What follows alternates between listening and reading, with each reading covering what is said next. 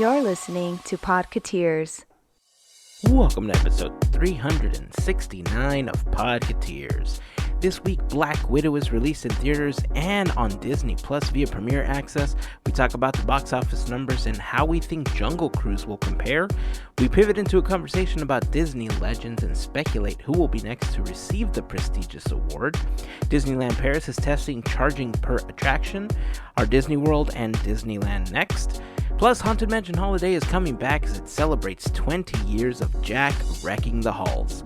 Remember that if you want to join the conversation, you can connect with us over on Facebook, Instagram, or Twitter. Just search for Podketeers.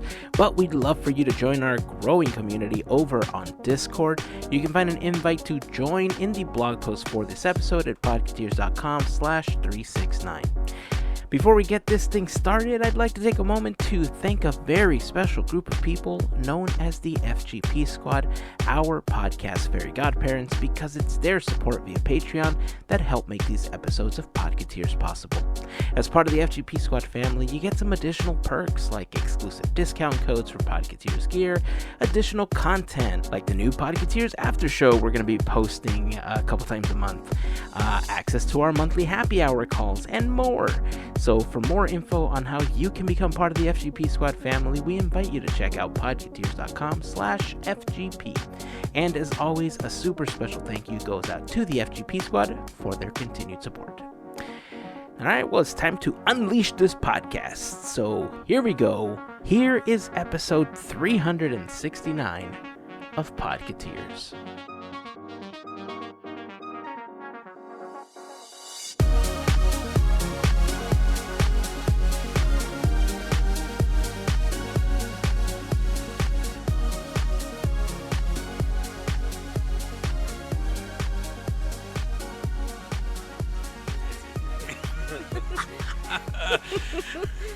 I'm like so discombobulated. It's okay, just don't put the Infinity Glove on. Yeah, you can't see and we'll be okay. We'll be alright. I mean, like, right? Maybe that's what it's making me do. It's making the urge to snap. Oh, yeah. It's taking me over. What did I say? The glove. The glove. Oh, you said glove. I keep thinking the Power Glove from Nintendo was in my head earlier. Oh, wow. Dude, that's a cool callback. I'm like the least Marvel guy, and I know. Infinity Gauntlet. Oh, my God. That's so crazy. That's on me. That is bad Marvel fan. Bad. Yeah, we were having a conversation about true that. We were having a conversation earlier in one of our work meetings about old school gaming and some of the peripherals that you used to have and how the light gun for Nintendo used to work, and then if anybody remembered playing Gyromite with the actual robot that you plugged into the Nintendo and it would play as a second player.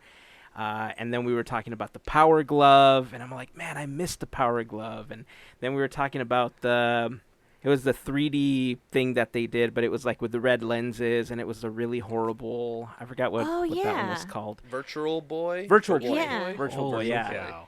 Wow. Yeah, I've had Power Glove in my head all day because I started thinking about Captain and the Game Master and how he used to use that on the cartoon to anyway, long story short, bad Marvel fan. Bad Marvel fan. How dare I? What a week. It looks like Black Widow broke some records. We'll be talking about that in a bit. So much. I mean, Disneyland Paris makes a ton of people angry. Haunted Mansion Holiday is celebrating 20 years, and okay, look. I might get a little heated during that conversation, so I'm just going to tell you now, you might have to talk me down from the ledge on that one. But okay, we'll be prepared. Yeah. So much to talk about again. So I guess we can jump in with Black Widow. This was kind of surprising, because it looks like so far it's brought in about $80 million in the domestic box office. It's brought in $60 million just from Disney Plus premiere sales. And so far it looks like $78 million from international sales. I remember not too long ago we were having a conversation about how soon people were going to feel comfortable going back into a movie theater to see films. I felt like the movie theater experience wasn't going to rebound, that it was going to really suffer. There's these numbers seem to show that that is not the case. I think after being in their homes for so long, people were just at a point where they wanted to go out, they wanted to have date nights and, be out other than in their living rooms watching films. F9, Fast and the Furious franchise, I think held the previous record over a 3-day period with 70 million. This Black Widow brought in an extra 10. I mean, how do you feel about the whole movie theater going experience as a whole? Because the one argument I made is watching films from the comfort of your own home, I mean, in a way is much nicer, especially when you're taking a large family, right? As soon as you have to start paying for multiple tickets and concessions, every trip to the movies was a good $100 to $120 after tickets and all the popcorn and nachos and stuff that I like to eat. And at home, I could just make all of that stuff to my heart's content. But, I mean, the numbers don't lie. The numbers are showing that there is a wanting from people. Where do you all fall on this one? Yeah, this was actually, we saw this in the theater.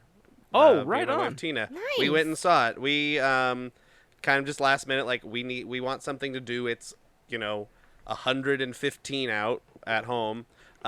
So we decided we looked on Fandango, saw what the ticket, how full the theater was. It was a larger theater with the reclining seats and everything. There's probably maybe 20 to 30 people in a 100 seat house. So we had plenty of space around. We felt real comfortable in there. And it is such a surreal thing to start doing these things again, just like it was at Disneyland and stuff like that. But it does make a lot of difference sitting in the movies and I'll do whatever I can. I'll be like, okay, I'm going to watch this movie. We're going to watch whatever, Luca or something else. We watch it. I'm at home. I have this compulsion. I got to grab my phone and check it and all this stuff. I don't have that feeling when I'm at the movies. It's off. It's in my pocket. I'm here to watch the movie. I paid, too much money for all this popcorn and everything. So I'm going to pay attention and get it all through. But it feels weird to do it, but it also you have that experience that I'm here to do a thing and I'm going to watch the thing. And yeah, it is a different mindset you're in when you're at the theater as opposed to watching it at home. Yeah, I could see that, because I do grab my phone. I do grab my phone at times, and you know what? It's funny. I'm actually going to bring back what Albert said when he had seen Cruella. I've seen the movie, but I think I'd rather have seen it in theaters. Yeah. And I remember him, talking about that, but I think I'd rather have seen it in theaters. And because there are some scenes that you would get a better appreciation if you were to see it full screen in front of you and you could see everything. 5 stories tall. Yeah. Yeah, Mhm. right? Gotta feel that rumble. Right. The only thing though, at home, you could pause if you go to the restroom. So I'm kind of spoiled on that part. Yep. That's definitely a setback of going to see it in the theater. Right. That was me. I mean, well, for me and my wife, Rebecca, we have always been the please don't spoil this for us. Because even before the pandemic, we always waited for the crowds to just die down because we hated to being like, oh, you don't got the good seat. Oh, man, I don't got the good, timing. I'm coming at a weird time. I want to eat. I want to get, because Marvel movies, especially Marvel movies, usually the first 2 weekends were crazy madhouse, right?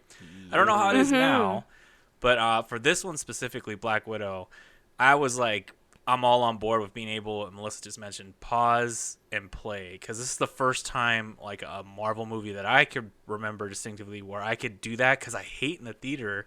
I shouldn't say that.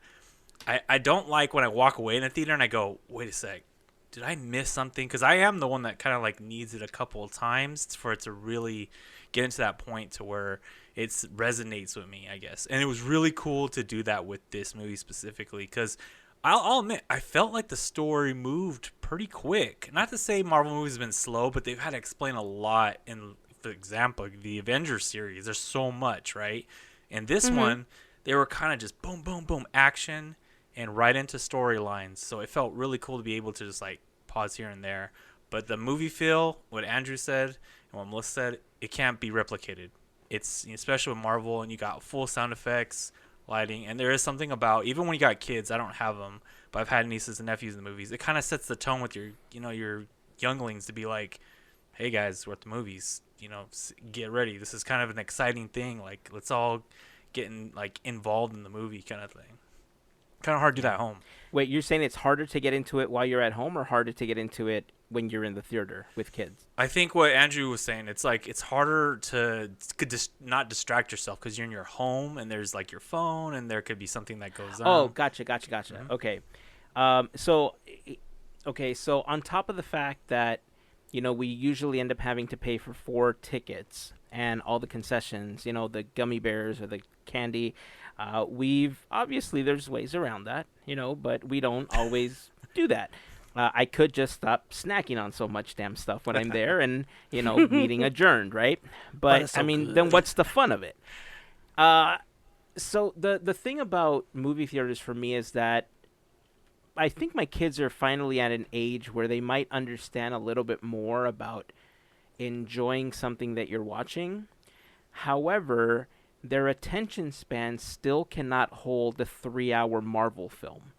They still get up. They still have to go to the restroom. They still have to, do certain things. So the movie-going experience for me, I feel it's something that I will enjoy more for some time until my kids are older as a date night with my wife. Like where it's just the two of us, where I don't have to worry about one of them saying, Dad, can you get me this? Can you get me soda? Can I have more popcorn? Can I have the candy? Can I rustling of, packages next to me and stuff like that, or worrying about them playing around or complaining that, they're bored or whatever the case is, right? So for me, I feel like if my wife and I go out on date night and that's what we spend our time doing, then I would have a better time than watching the film at home. Because with the kids, there are those additional distractions where if I miss something, I'll just rewind it and quickly watch that piece again. Or I can pause it, go do whatever I got to do, like you were mentioning, right? When it comes to Disney films, though, I still believe that it's a lost opportunity for Disney to team up with all of these movie theaters and say, hey, if you send us a picture of your receipt or, your ticket stub or whatever the case is, we'll give you at least one screening on Premiere Access for free so you can watch it again. Or we'll give you access because you've already paid for it. Or we'll give it to you at a discount. Just something. Yeah. Right? So that if you did miss something, or you had to get up to go to the restroom, whatever the case was, you have the opportunity to watch it again, and you don't feel like, all this time and I, missed like the greatest part of the film or whatever the case is. So I really do think that's a lost opportunity. But for me, that's big as far as those additional comforts that you've all mentioned that make it easier to just stay home now, to just watch something here. Granted, I do miss the 5-story screen like you were talking about, and I do miss the surround sound that you get, especially with Marvel movies. And if Black Widow didn't have some action scenes that I would not have minded seeing that large with that type of rumble. Yeah. So yeah, I mean, Black Widow seemingly doing really well. Post-pandemic, it looks like it's breaking some records here, and it's going to be interesting to see where we land with Jungle Cruise, right? Because Jungle Cruise is just about a week or two away from releasing. From the day that this episode releases, July 30th is when it comes out on Disney Plus via Premiere Access. That's a Friday, so yeah, it premieres in theaters as well. If you could estimate right now, just judging on how well Black Widow's doing, how do you think the Jungle Cruise movie is going to do? Yeah, I don't know. It's hard to tell because, I mean, The Rock really does have that draw, that, star power. I mean, not that Scarlett Johansson and everybody else doesn't. So it's kind of hard to tell. because, these people, not everybody knows what the Jungle Cruise is. I mean, we all know, and everybody that listens to this knows, but not everybody knows what the Jungle Cruise is, even though it's been around for 60 years. So that might be a drawback for some people that are looking to watch a movie. But there's also not a ton in the theaters right now. So I think it'll do at least as well as Black Widow. I love how you said that. It was basically I'm going to be going to the movie theaters for this. So Yeah. it's going to drag me out to go out. I kind of see this movie doing maybe neck and neck. I don't Yeah. think it's going to beat Black Widow. But I think it's going to be neck and neck, and I think it's because those of us who A, follow The Rock, B, are Disney fans, I think we're going to go out there and I think we're going to see this movie in theaters. I have to. I mean, we saw the trailer and I don't want to see it at home. I want a big screen. Give me close up and stuff. So, yeah, You want to see a 10-foot long eyebrow. pretty much. Yeah. I mean, it's no secret. I'm a huge fan, so I'm like, I would love to go, and I don't know. I'm curious to see how many people will be there. Yeah. So That's why I liked Fandango. I was able to see how Oh, many that's people. right. Yeah, I was able to see how many people. I mean, we booked it. When we saw Black Widow, we booked it 2 hours before we went. So there was a chance of it filling up, but it really didn't. So it's kind of, you can kind of pick and choose, and especially since they're not filling up. You leave the 2 seats between the people, and people are probably not going to pick those. So Yeah. we lucked out. We had nobody around on 25 feet around us where we Nice. were sitting. So That's awesome. it was pretty good. So it was a good, that's a good way to kind of see. You can see how big the theater is, how many seats are in there, how many people are. Yeah. So that's what we're also planning to see Jungle Cruise, I think, in the theater. So Larry, how much are you looking forward to Jungle Cruise, and how would you compare it to any type of anticipation you had for Black Widow, with how much of a fan you are of the MCU? I'm gonna be the variant in this situation. I don't think Jungle Cruise is gonna bring the heat. I think it might bring half of what Black Widow did, and that's only before you shots fire. Everybody, look out!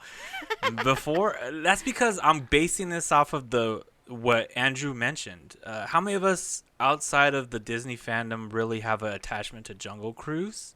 And I look at the past of their attraction movies. I love movies like Haunted Mansion, but people hate that Eddie Murphy movie. Not hate it, they just don't like it.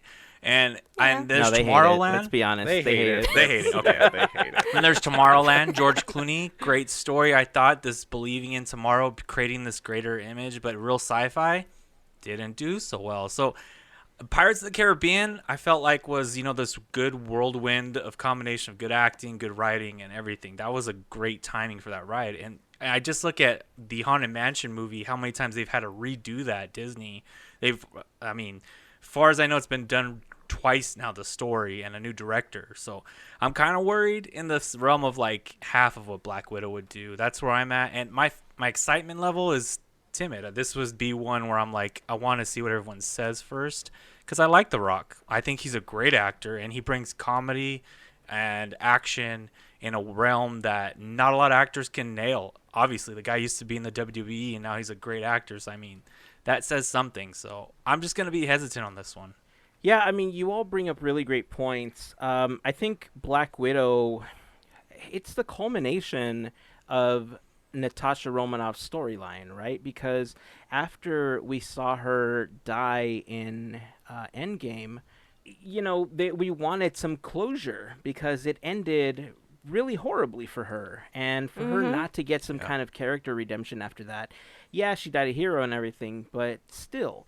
And I can tell you that after watching that film, I'm way more content with what I originally thought was going to be just a common origin story, which it did have elements of, but it just turned out to be so much better, like 300% better than I anticipated, as compared to, I don't know, Captain Marvel, do for it. instance. I knew. Sorry, Well, I and had also- to. Watched it. I thought true. of that Yeah. immediately. I go, you know It's what Hayden's true. gonna say? Captain Marvel. He's gonna bring it up. I mean, it doesn't even put it in the same realm. I'll be honest. Like, But it's Right, also that's not what I'm really, yeah, it's not really an origin story though. There is like you said, there's elements of it. You kind of see a little bit at the beginning, point. but then it's all after. It takes place after what, Civil War? Civil War, yeah.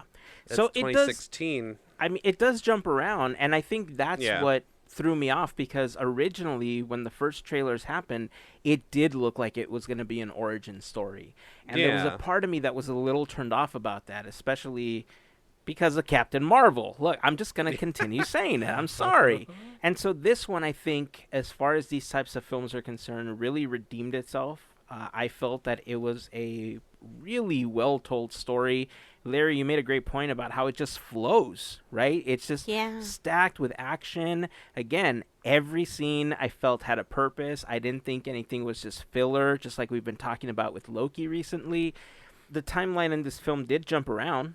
You know, we did get a little bit of the origin, which I want to say was Captain Marvel era-ish, because it was like 95. The 90s. 95. And then Yeah. it kind of takes place right after Civil War, and then we get some other stuff that, you know what, we'll talk about that on the next after show. How about that? I think we should do a Yeah. deep Plan. dive on Black Widow. By the time this episode releases, the final episode of Loki will be out. So this week we won't do an after show. We'll wait till next week.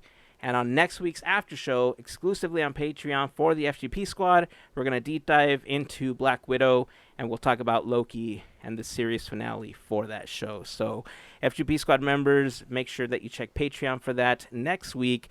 And if you're not a member of the FGP Squad, this is a fantastic opportunity for you to check it out. Podketeers.com/FGP is where you want to go for more information. The FGP Squad is a group of folks that help us out with a monthly contribution via Patreon. We call them our podcast Fairy Godparents, but they've called themselves the FGP Squad because that's way easier to hashtag, and I completely understand that.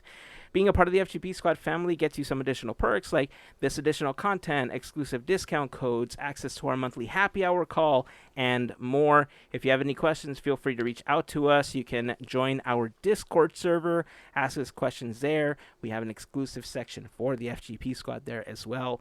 But for more info, again, podketeers.com/FGP. And, of course, to all of the members of the FGP Squad, we just want to send a huge thank you for your continued support. And that's going to be fun.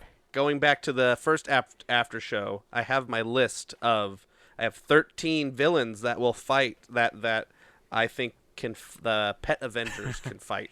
So Nice. if you want to hear the my own concoction of villain animals, FGP after show. Nice. I love it. You have some great ones in there. I did not have a very good one. Mine was not as punny as yours was because I just chose another fruit. So there you go. There's a teaser. How about that? Speaking of The Rock, we have some other stuff coming out from him very soon as well. We do have his Disney Plus original series that's going to be premiering very soon. 10 parts that's going to concentrate on attractions. It's called Behind the Attraction. You're going to hear tons of fantastic interviews.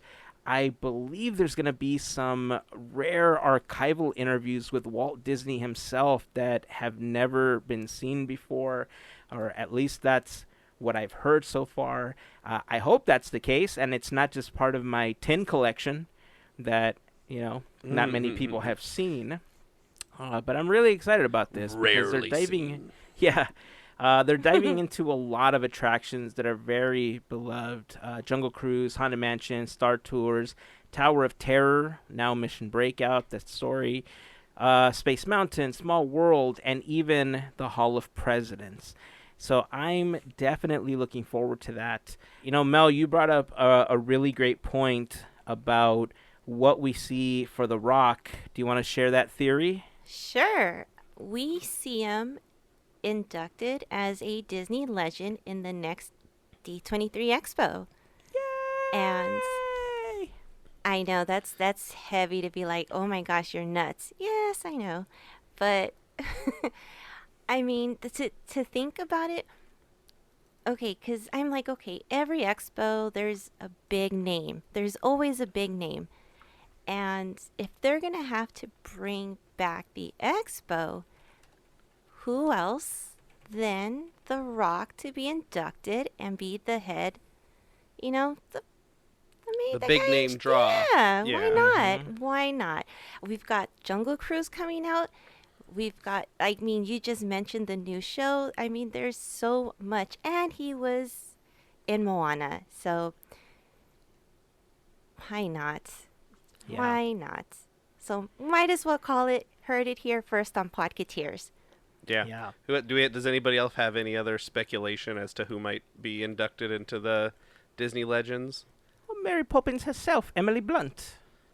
Oh yeah, Jungle Cruise also. What about like, I don't know. There like, is Joe Rohde already a Disney legend? Is Tony No, but Baxter already a he's Disney coming, legend? man. He's I think retired. Rhodey's next. Yeah. Yeah, so I mean Yeah. that might be also Kevin Rafferty. I Yeah, think Kevin was recently Rafferty. retiring as well. So those might be some contenders that for Disney Legend. Who knows? Yeah. I don't know who else. I have to like have the list. It's such a long list of Disney Legends at this point Mm-hmm. that Right. it's hard to like who's not a Disney Legend at this point. Yep. Oh, there's a few good names. Oh, I mean, there's enough, but Floyd Norman, I don't know Yeah. if he's a Disney legend. I Yeah, think that'd he be. is. Is he? Okay. We did an episode. I just can't remember.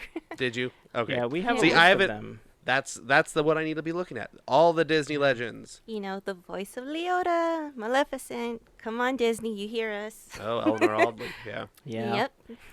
I mean, they're coming. I mean, I think this next D23 Expo, it's going to be interesting, you know, because I think yeah. there's still a ton of people that, although I think it's going to be full of people that are just ready to go back, there's also going to be a handful of people that aren't necessarily going to be fully open to just being around so many people yet. Yeah. But I know that when we last were talking about the expo, Gavin had shared his experience with doing the design expo online and how it just turned out to be such a great experience because he was able to hit all of the presentations that he wanted to go to without having to stand in lines. He could go to the restroom whenever he wanted. You know, he didn't have to stand in lines for food, and it was just from the comfort of his own home, right?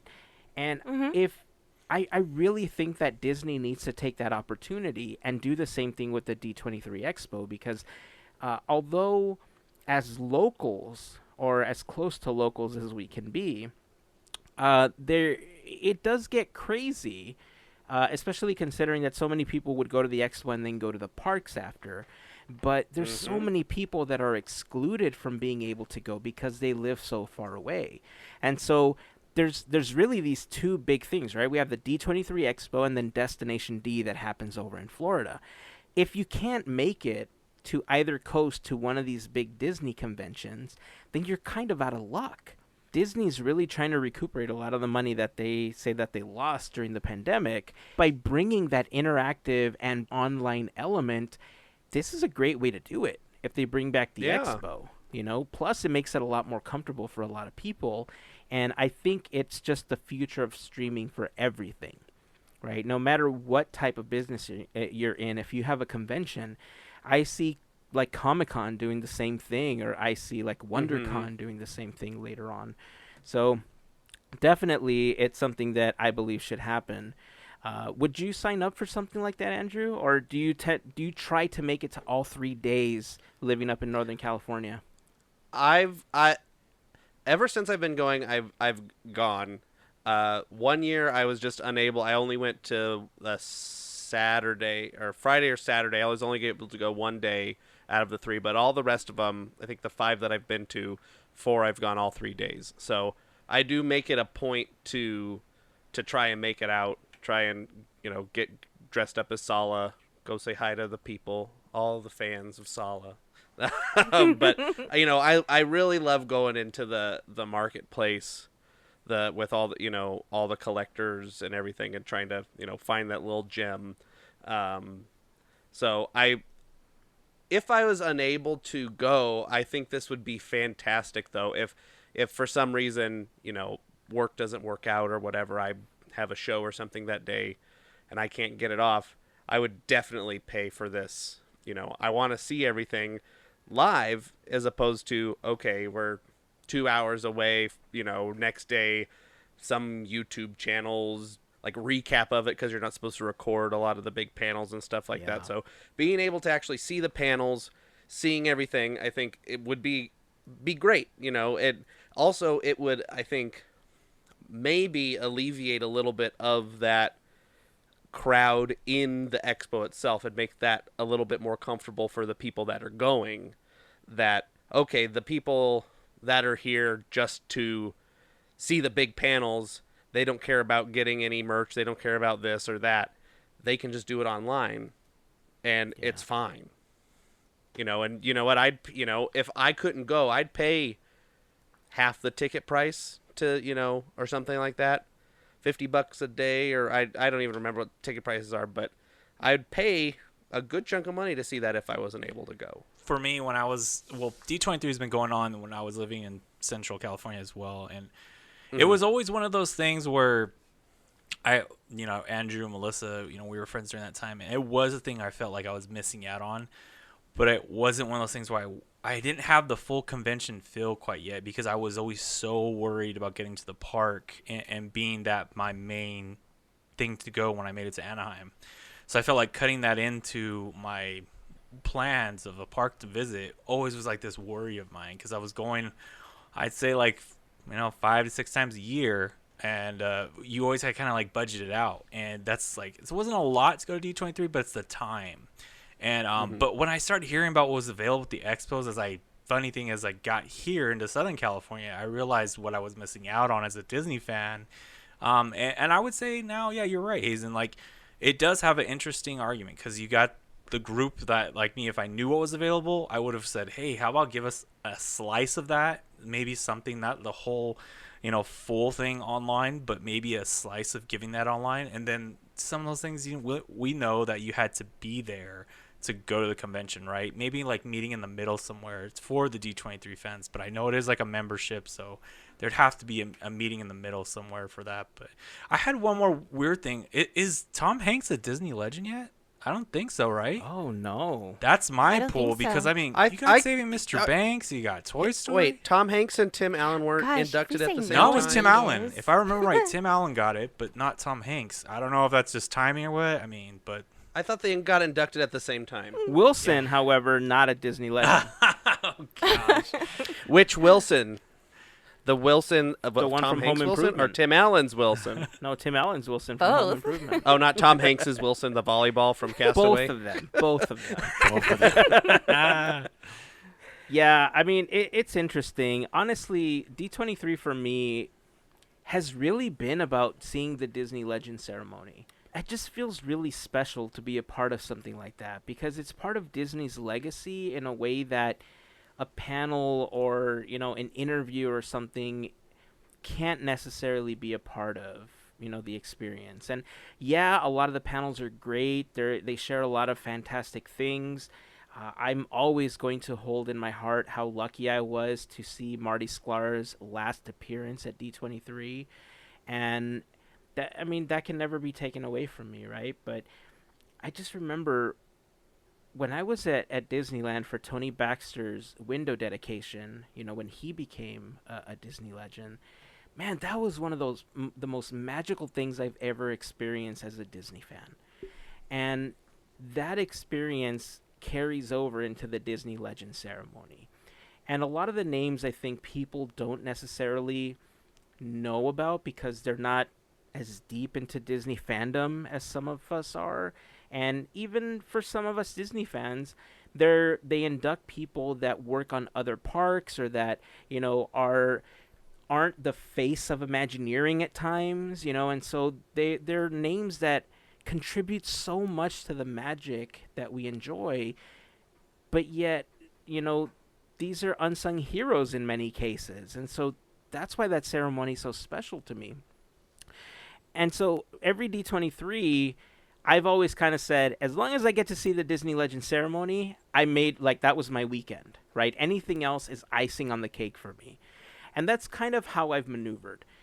If there's panels that I want to see, yeah, I've been disappointed in the past where I can't, I get a ticket too late. Like this last one, I didn't get a chance to go the Saturday that I wanted to go and see the Haunted Mansion panel.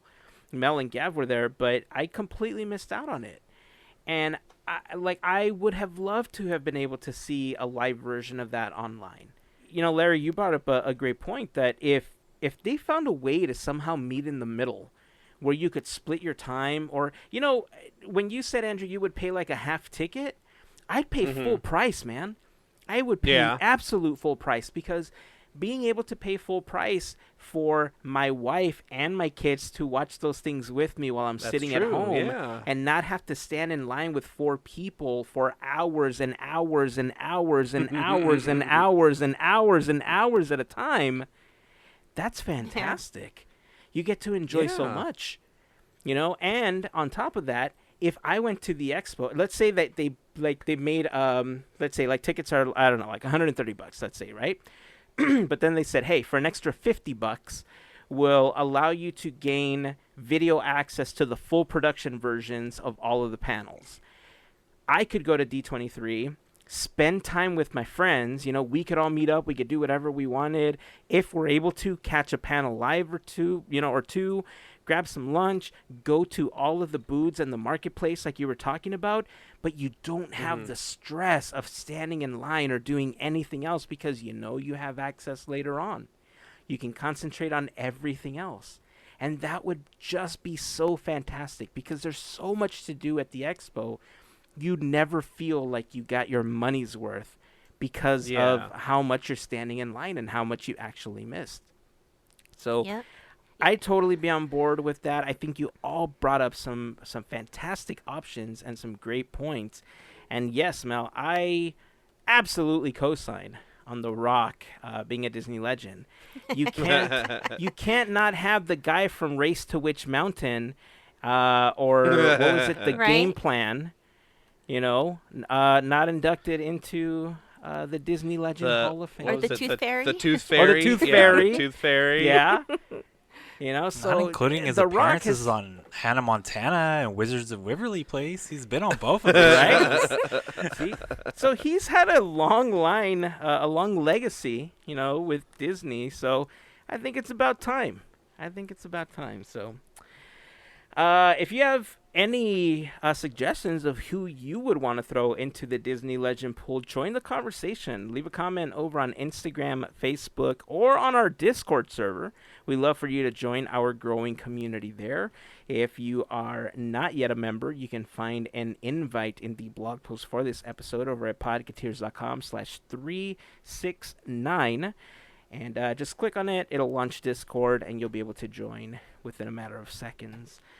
I wonder who other people are going to throw out there as who they think are going to be. I want to do some clarifying. Floyd Norman is a Disney legend. And Tom Hanks is not a Disney legend. I was like, I don't think he's got not. a Tom Hanks yet. He's not. Everything else. I was like, it's like some Mandela effect stuff you where guys I just was like, thought, yep, right? they got inducted at the same time. Wow. Da da da da da. I'm looking through the whole list. that's my call.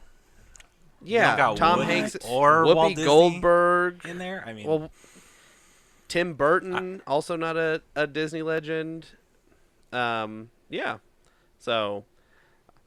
I'm just looking at a We list learn of something new every day. Woo. yeah. There's a lot of Disney legends and some surprising Disney legends. So, but we'll see. I could have sworn that Tom Hanks was a Disney legend. You would think, right? I just looked up Tom Hanks Disney legend. It comes up Tim Allen. Yeah, I think that's how they sell it to people a lot. That I remember Tim Allen's induction, just seeing like replays of it. I wasn't there, but I saw replays, but I don't remember Tom Hanks getting it on that year.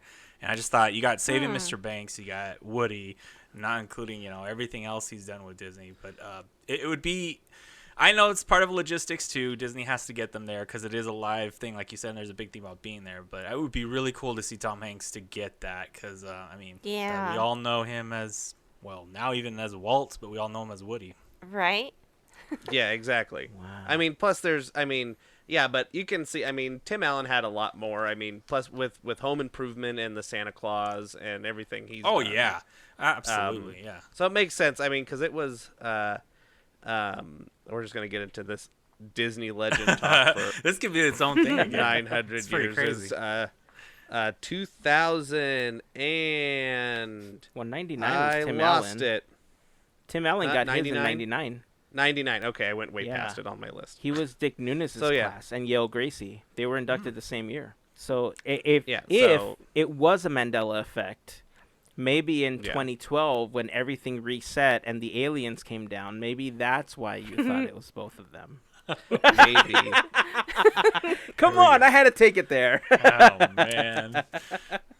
I saw everyone roll their eyes collectively. I was like, come on, I had to take it there. Come on. I just want to know how Card Walker became a Disney legend before Frank Wells. That's what I want to I'm know. not questioning any How Disney did that- legends. I want to how- stay how- in the realm of maybe someday in the nearby distant Yeah, future. but okay. Did you watch the Imagineering story? They kind of threw Card Walker under the bus in that mean- movie. So. It's not just in that. It's in many Yeah, other well, things yeah, as well. So Card Walker's a Disney legend, but not Tom Hanks. Yeah. We'll see. Is how we're ending that segment. I guess. Hopeful plug for Tom Hanks here. Yeah. I'm on the. Let's start a petition. Tom Hanks for Disney legend, please. I don't think we're gonna have to Please. try very hard. And- now that you and mention thank you. it, yeah. Now that you mention it, I think he's next. The next ceremony, I think we'll just call it in this one. It's gonna be Tom Hanks. It's gonna be The and Rock, Tom Hanks. Emily Blunt. Who else are Joe we saying? Rohde. Would Oh, it be Joe more fun Rohde? though Yeah. if we just pick who one of us picks? So I got Tom Hanks, Melissa got The Rock. We Well, all we'll have have pick, and then We'll have a football poll going on. it's 4 choices here. You all took the good one. Oh, come on! You asked us. You asked us. Write what in. Write your. I'm write just the gonna name I'm just in. gonna double up. Just put 10 on each one for me. Yeah. Man. Well, then you got to get the order, who they're gonna do, Yeah. which order they're gonna be. So I just looked up Tom Oh. Hanks's Disney roles just to double clarify. And Turner and Hooch, which I believe wasn't that a Fox property that is now Disney, and Splash, and then the new Pinocchio. He's gonna be Geppetto in the live action Of Pinocchio. So course. they got. I got don't think stuff they would coming mention on the Splash. way. Aw. Splash. Considering they edited Splash for Disney Plus, I'm pretty sure But it's they on- would but just it's not on- do it. But it's on Disney Plus. So yeah, I guess. Yeah. I mean, they're not going to mention The Lady Killers and Bridge of Spies, I think, which are also technically Disney. Yeah. The Lady Killers is an interesting movie that has nothing to do with this podcast, so I won't talk more about it. Well, if we had to select an order, since you mentioned it, just from the pool of people that I think we've mentioned, I'm going to say somewhere in the beginning would be Emily Blunt, depending on who else is being inducted. Then I think it would be Tom Hanks. I think Joe Rohde would be one of the highlights. And then the ceremony would be over, but then Bob Iger would come out and be like, oh, that's right. We got one more thing Bob for you. Chapek, thank you Nope. very much. Nope. Nope. I Bob know what I said. Chapek. I Yes, know I what know, I Bob- said. I You know what I You're said. dreaming, man. Bobby Iger is going to come out as the MC of the Legends ceremony, and he's going to say, well, we hope you've enjoyed our ceremony, but there is just one more thing. Lights will go dark, and then you're going to hear, if you smell Oh, wow. what Yes. the rock is cooking. And then from there, they'll be like, Dwayne Johnson got his start as a football player in Miami, transitioning to the WWE and starring in such films as The Tooth Fairy, The Game Plan, and then starring as Maui in Disney's Moana. And then The Rock will come out as the surprise entrant in the Royal Rumble, win the whole thing at the end. And that'll be the end of the Disney Legends So The ceremony. Rock puts Joe Rohde in a headlock. and, The Lay it to people's smack champ it of the down. people's elbow on Joe Rohde. He lay at the smack it Like- down. The people's elbow. Yeah, that's right. Tom Hanks with a chair, It'll be funny. A whole Rumble thing is going to go down on the stage. see some people's elbows, couple rock bottoms. You know how The Rock does. They have to fight it out. So these people they have a chance to be a Disney legend. They have to fight it out, and the one that comes out on top is Yes. the only That's who Disney. wins it at the very end. That's how it works. Right before now. it ends, Vince right. McMahon comes to the doors and guess what's coming to Disney Plus? WWE. Then whoever wins gets their animatronic on the Jungle Cruise attraction. There you go. You'll be in the Hall of Presidents if you win this You know one. what? The way the Rock's going, maybe he might end up in the Hall of Presidents. You never know. 2024. Yeah. It'll be Dwayne Johnson. According to his TV show, yeah. Never know. I gotta say, I am enjoying Young Rock. If you haven't been watching that, This is a good show. it's a good really show. Young Rock's fun. a good show. I love it. Yeah. Andre the Giant in there. I mean, yeah, it's great. Yeah, I've had a lot of fun watching it. So yeah, join the conversation. Let us know who you think would win a Disney Legend Award, with or without laying the smackdown at the end of the ceremony.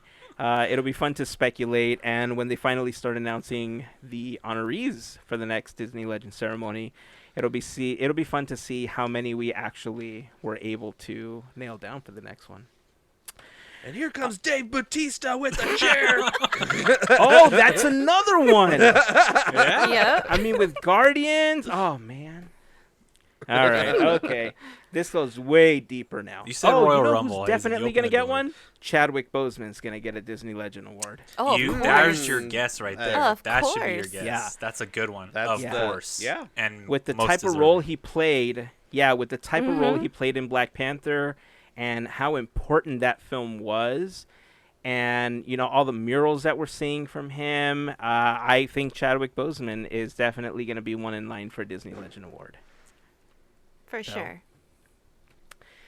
Okay, so let's move on. There's tons more to talk about, and I feel like we've talked a lot about Disney Legends. We got a Royal Rumble over there. It's like not even And- on the list of things to talk about. Yeah. Well, it was You know a little what? bit, but- There's some stuff. What do you guys think about this thing that Paris is doing as far as attractions are concerned? Because it looks like there was a report that they're confusing people by offering Disney Plus inside of the parks now with Premier Access. Is that what's happening? Disney Paris Plus. It seems like it. It's like a rebrand. Lightning McQueen something. I don't know. Is it a Cars Disney Plus channel? I don't know. So, But, Disneyland yeah. Paris put out an announcement this last week that they're reconfiguring their FastPass system into something called Premier Access. And the idea behind this Premier Access is to essentially replace the current FastPass system. It's speculated that it's going to run about $8 to $15 per person. Was that what they were speculating? No, per person per attraction. Per attraction, right? Right. Yeah, Per so attraction. Yeah. they're Autopia, Big Thunder, Laser Blast, the Buzz Lightyear attraction, Peter Pan's Flight, Star Tours, Ratatouille, Tower of Terror. What am I missing? Oh, and Space Hyperspace Mountain? Mountain. Yeah, Space Mountain for them. These are all attractions that are going to require this new access pass. It's weird to think that we're kind of going back to the days of a e-ticket book, right? To ride these attractions, except that it's not necessarily to get on, it's to jump in front of the line. Now, before I toss it over to all of you for your thoughts, I do want to throw out there that this isn't the first time that Paris has done this. This is now the second or third time that they've launched a program like this. They did have a super fast pass that was available back in 2018, and then they had Ultimate Fast Pass, which were both front-of-the-line access, and I don't know exactly what attractions were a part of it, but this isn't new to Paris. But I think what's really getting to people is that with all of the changes and with the annual pass program here, especially at Disneyland, going away, that this program will come to Florida and then trickle down to Anaheim. Your thoughts? Yeah, I don't. It's I hope not. Is the sentiment. But yeah, it's interesting because it seems like it's another pilot program. I think those other two fast pass iterations, pay fast pass iterations, were also probably some sort of live test, and that's what this seems like as well. And I think, in my opinion, they're going to be seeing the validity of it over there before they bring it over here. And who knows, maybe it crashes and burns and we don't ever have to deal with it, because that would be fantastic. But naming convention is a little strange, just because, I don't know over in Europe if they have Disney Plus Premier Access. I don't know if that's a thing, because I don't live in Europe. So maybe they're like, we have this great name we use for Disney Plus, but they don't have it. We don't have Premier Access over here. And they're like, oh, let's just use that. Yeah, that's a good point. But it's interesting because I think those other two Fast Pass programs, the Super Ultimate Fast Pass and stuff, they were just on top of what Fast Pass already existed. It wasn't like it was just like a front of line Fast Pass as opposed to just getting into the Fast Pass line, where this Fast Pass is going away and you only have the pay option or stand in a queue. But there is something to be said for, look at how we are right now with no queues, no fast passes. I'm sorry. Look how we are with no fast passes. The lines are not as large as they were. So if only a select few, fast passes never come back, and only a select few people are paying this premium fee, then overall line waits might go down. Just like they are currently, where we're not waiting. Your average wait time for all attractions goes down, like I've said before. Yeah, I'm kind of conflicted with this because I understand that Disney wants to, this would be a time to test anything, right? Mm-hmm. Especially when they have like the crowd control. But the hard part is that these are folks who I don't think there's any. Okay, scratch that. I'm not sure if Paris has an AP program, and kind of right now we're starting to go out and whatnot. I don't know if it would have been the right time to start charging more, especially like right now what's happening. We're just, like I said, we're barely able to go for one day at the park, and I think it could have waited just a little bit until things were rolling a little bit more for people, just in general, because if that comes here, it's going to hurt a lot of people. Yeah. And I'm reading it and I'm still, my brain is like, cannot comprehend the $9 to $8 per person per ride part. Like, I would not want to pay. I love Indy, but I'm sorry. I'm not paying $9 to ride every single time. Like, no. Oh, on top of your several $100 exactly. or whatever ticket fee. Exactly. Yeah. So I'm kind of it's hard to just read and listen and look at what's happening and just no. Kind of want to throw some holy water on it. It's like, no. What might be good, No. I just had this idea. What might be good if they kept this Premier Access name, it's kind of like how Disney Plus is. Like, hey, the ride first opened, our first X amount of months, you pay, you get in. And then after that, then we bring regular Fast Pass back for it and something like that. Premier Access, kind of like those launch parties and everything they were doing. But yeah. But how many attractions do we have opening aside from the one other e-ticket that's opening on Avengers Campus?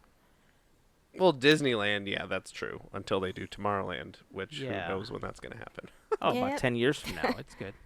Yeah, Easily. it keeps getting put on the back burner. Mm-hmm.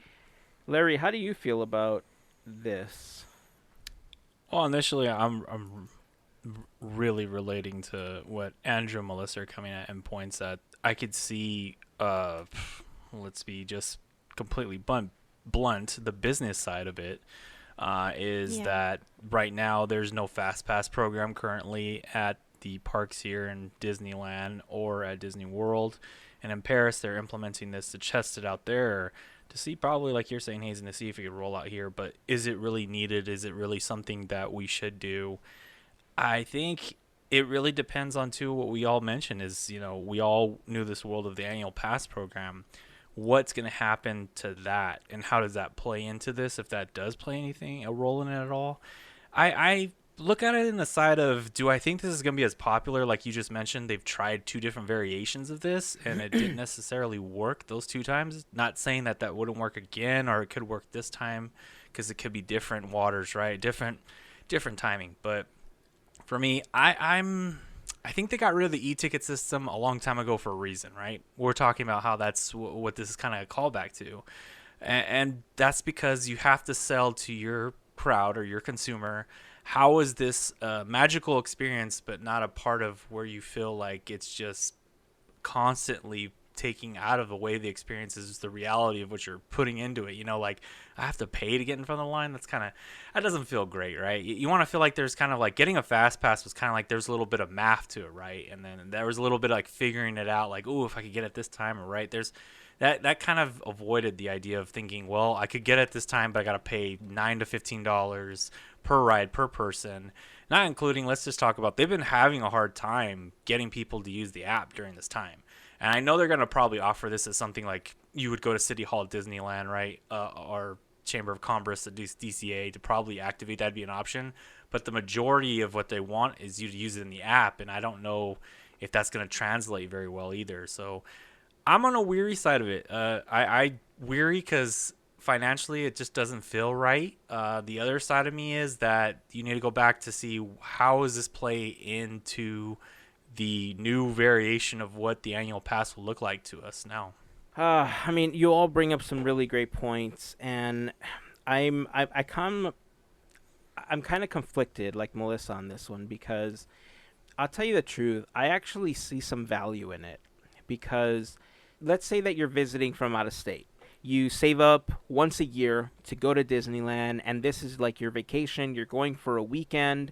You want to try to enjoy the park as much as possible, right? And right now, yes, obviously the crowds are a little more controlled, but part of enjoying the park is obviously being or having the opportunity to ride the attractions that you want to go on. And when you are waiting in a 45-minute to 1 hour line, barring that there's that the attraction doesn't go down in the process, or that, it can come up quick enough.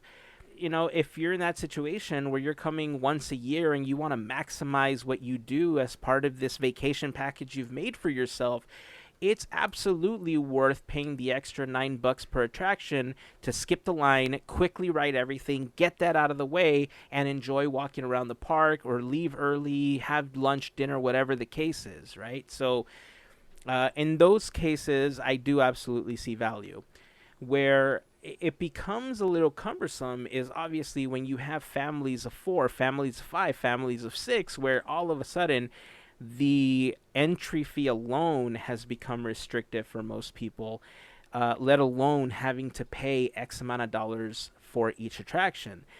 And it's interesting because when Walt was creating Disneyland, his idea was to reinvent the American amusement park, right? Like, we've heard the stories of how he was at Griffith Park and he saw the carousel with his daughters, and he's like, I want to do this. I want to do something that's nice and clean and all this other stuff, right? And I think there's, I don't want to call it misinformation, but I think there's a lot of, well, maybe it is misinformation about how Walt hated carnivals and how he hated boardwalks and everything. And I don't think he necessarily hated them. I just think there was aspects of them that he thought weren't as great, that he wanted to make Disneyland better in that sense, right? And so having to charge for attractions almost makes it feel like more of a carnival aspect, because when you go to a church carnival, a park carnival, or whatever the case is, you're paying per attraction. You're paying for tickets to get on this, to get on that, to play this game, to play that. And I mean, if it pilots well, who's to say that it's not going to extend to other attractions or to everything else that's available? Who's to say that they won't begin to ticket theater, performances, or bring back Making the Magical Map, and that's going to be a ticketed event, So it is waning on. I mean, it's becoming less likely for larger families to be able to enjoy Disneyland on a more frequent basis the more things become a charge, to experience in the park. And it does take a little bit away, when you have a child that says, hey, let's go ride this, and you've run out of tickets, or you've run out of, whatever you had available to you, to ride that day, and the line is 2 hours long. You're gonna get upset. And I think the people that might struggle the most with something like this are the ones that can't go as often or have more expenses to pay with a larger family.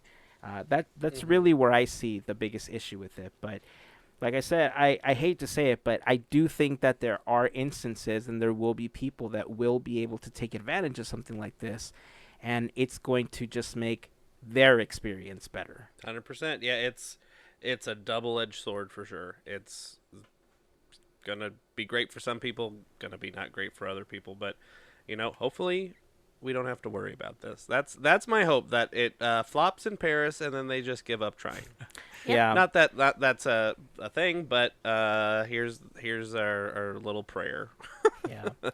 I think that if they brought it here, they would try to do something slightly different where, let's say that they reintroduce an annual pass again. Mm-hmm. We know that Disney is investing a lot of money in Disney Genie right now. And Disney Genie is essentially going to serve as your travel agent for your Disney vacation. Now, a lot of that is going to be happening over at Disney World for quite some time.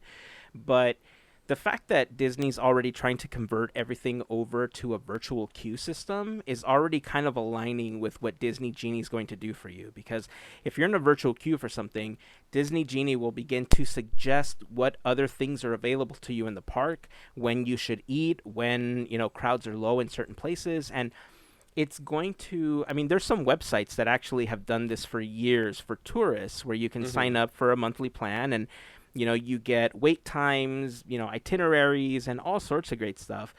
But Disney Genie is supposed to consolidate all of this into one app for you.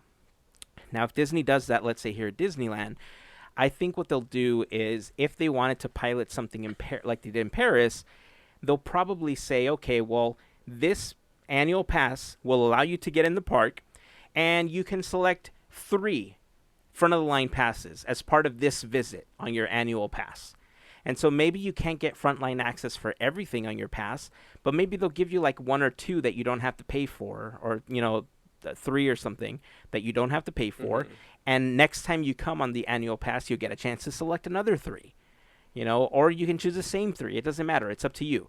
The point is that they're available to you as part of an annual pass like system that they have, where they can cycle through. They can still crowd control, which is what they're all about right now. And I don't think that would be too horrible. I was thinking a little differently. Yeah. I was thinking, let's say it comes back as an annual pass program. All annual passes don't get premier access at all, and that's how they keep the annual pass people within the queues. And then the people that are tourists, they only come every once in a while. So like you said, this brings on to that point to, you can come to the park and, set up the Disney Genie to do this and do that. But if you really want to knock out all the rides, you could also add this Premier Pass to these rides, and you jump in front of the line of the annual pass holders. So the annual pass holders won't ever get the chance for that. They'll have to be in line, whatever attraction it is, and wait, depending on if people pick Premier Pass that are tourists here or just visiting once a year or twice or whatnot. They will have to see what the lines look like that day, depending on when they show up. That's just the way it'll be with the annual pass program. That's kind of where I was at, but similar. That's what I was thinking. I actually think that setup is way more likely, because you're right. It would allow them to crowd control a lot more if the APs don't have premier access. And so they could, obviously it would make a lot of people angry, but they could say, if you want to get premiere access for the day, you have to buy a day ticket. You Right. can't use your AP to get into the park. If you buy a day ticket, you can also get premiere front of the line pass. But if you get in on your AP, you can use your discounts. You can do whatever you want, but you also have to pay the daily fee to get in. So you know what? Now that you're saying that, I kind of can see them doing something like that. And I'm not saying it's really good, but we'll see. You know, I think that's maybe where their thought process is right now, as where they're at. But you have to think about, especially specifically here in, California Disneyland, the main group that was bringing lots of lines and taking up the fast passes was the annual pass holder group. So that would be one way to kind of shift the weight of that and try to stay in the middle of maybe the queues stay the same as they are right now, kind of. You know what I mean? But Yeah. Man, that is a great point. We've said it before that first and foremost, Disney is a company, right? They have Right. stockholders that they have to report to. They are a company just like any other, and their business is to make magic for us, right? It's something that we experience, and it's an experience that we are paying for, just like going to the movies or going, to do other experiences as well. And I mean, the more that I think about it, the more I feel like that is a more likely route for them. So I guess we'll see. I have to agree with Andrew, though.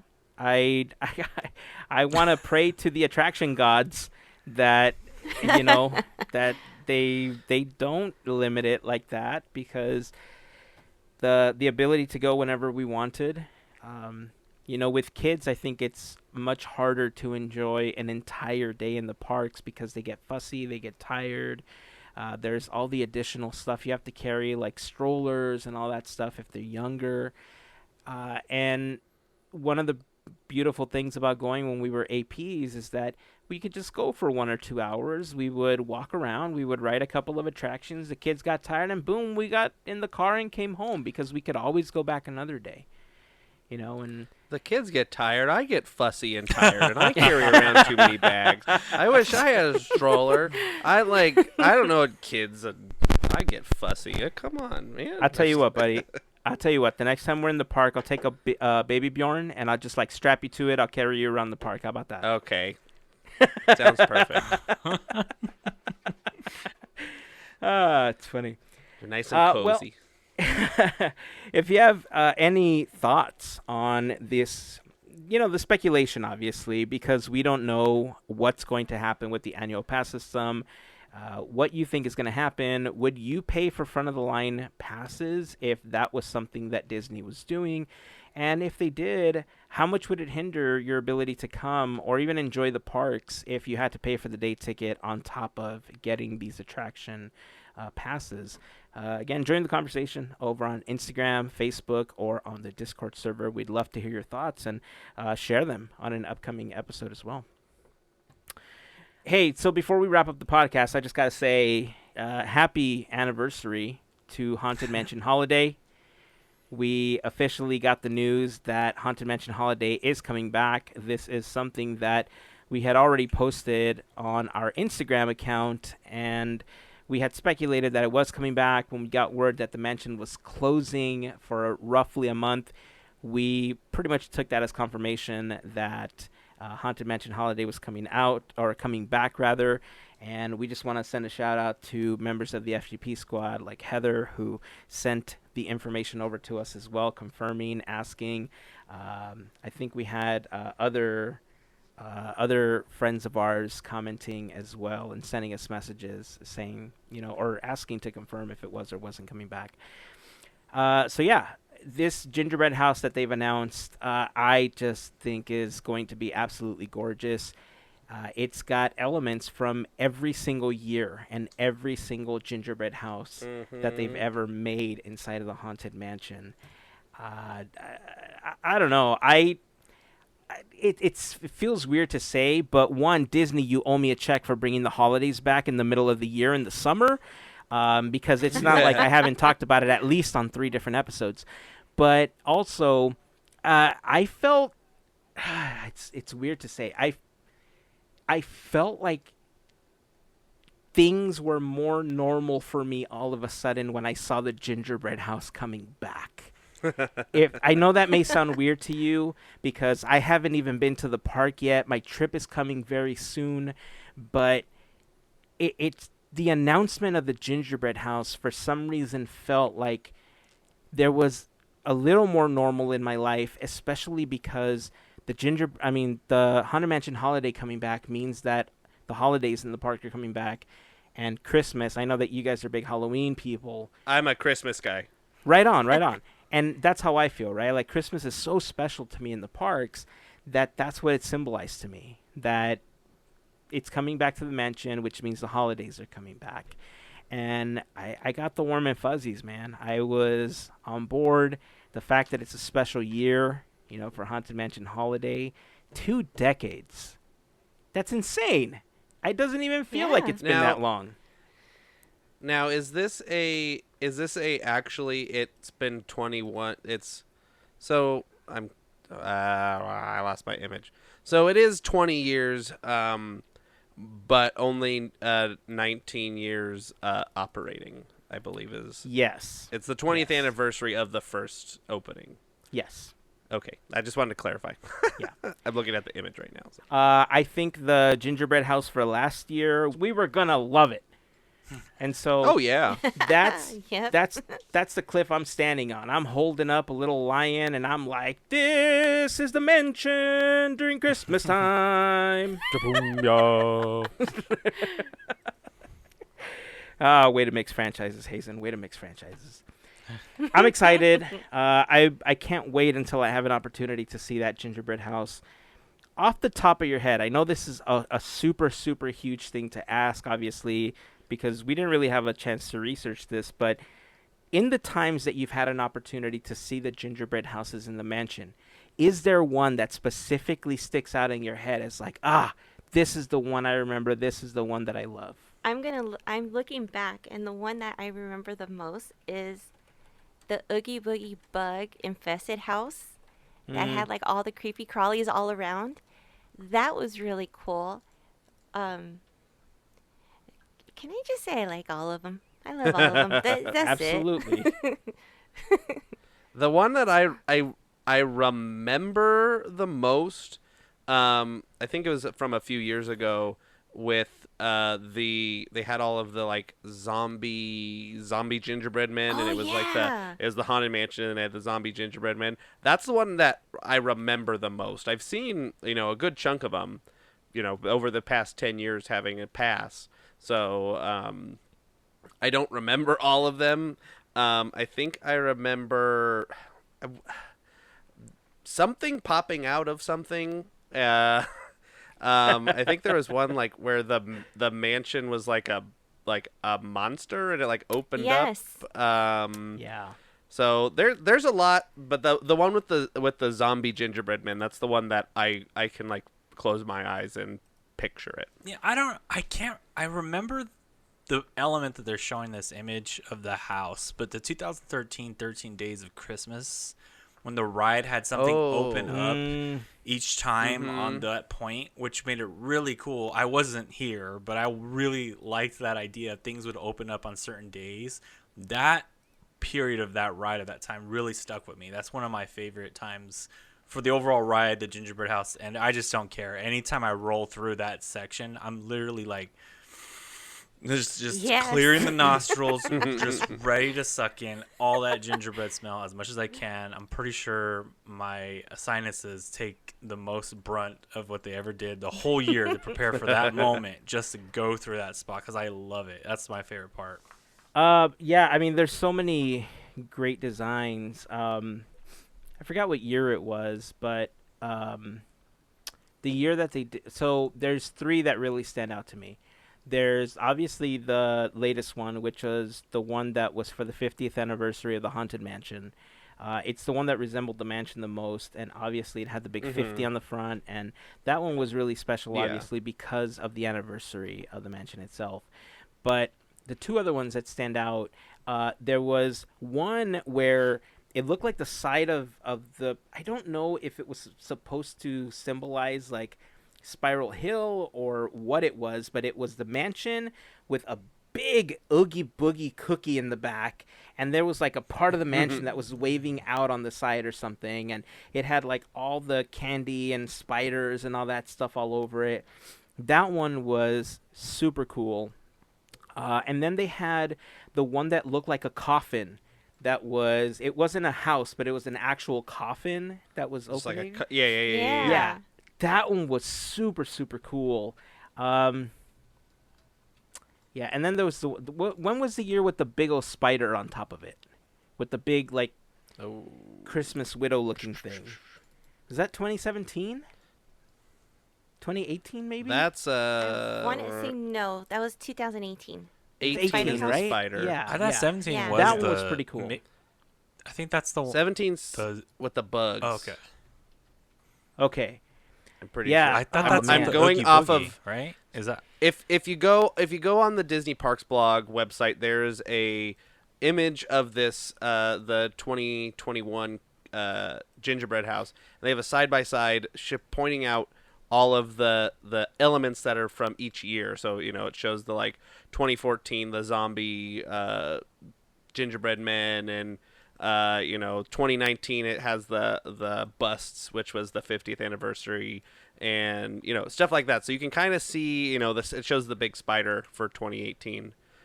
So yeah, there's a whole. It's very cool seeing all of this all combined into one gingerbread house.